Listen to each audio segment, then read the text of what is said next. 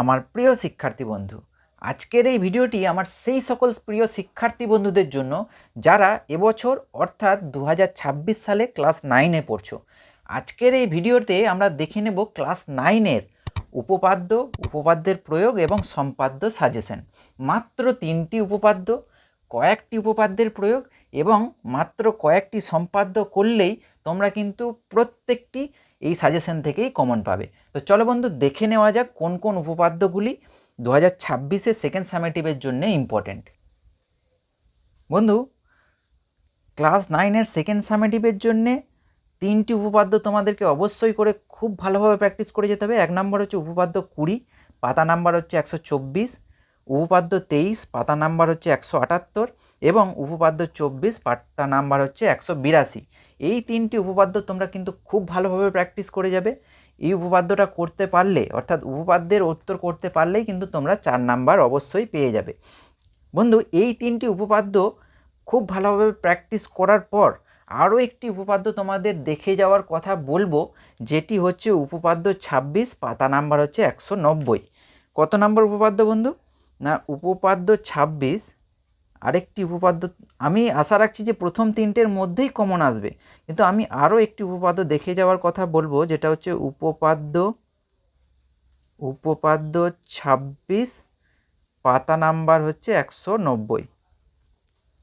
এই উপপাদ্যটাও একবার তোমরা অবশ্যই করে দেখে যাবে। অর্থাৎ মোট 4টি উপপাদ্য, প্রথম 3টে খুব ভালোভাবে করবে এবং এটিও একবার দেখে যাবে। এই উপপাদ্যগুলো করে গেলেই তোমরা কিন্তু উপপাদ্য অবশ্যই করে কমন পাবে।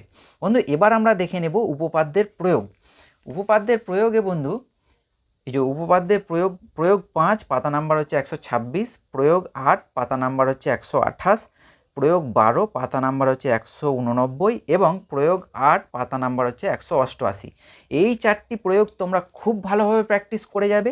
এর সঙ্গে বন্ধু আরও একটি উপপাদ্যের প্রয়োগ করে যেতে পারলে খুব ভালো হয়, যেটা হচ্ছে বন্ধু প্রয়োগ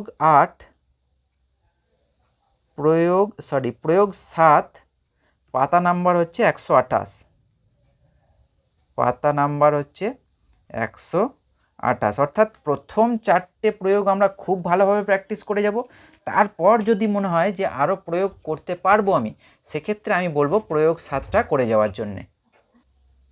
বন্ধু, এবার আমরা দেখে নেব সম্পাদ্য সাজেশনগুলি।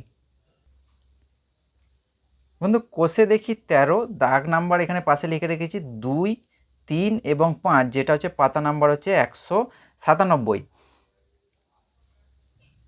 বন্ধু, এই অধ্যায়টি হলো ত্রিভুজের সমান ক্ষেত্রফল বিশিষ্ট চতুর্ভুজ অঙ্কন।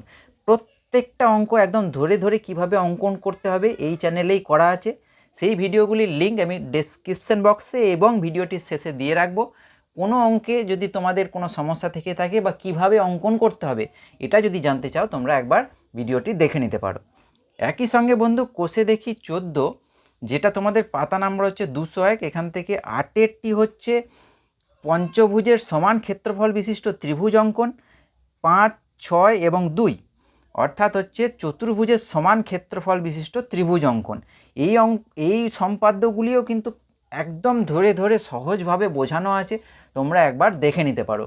এই ভিডিওগুলির লিঙ্ক আমি ডেসক্রিপশন বক্সে এবং ভিডিওটির শেষে দিয়ে রাখছি, তোমাদের প্রয়োজন হলে তোমরা একবার দেখে নিতে পারবে।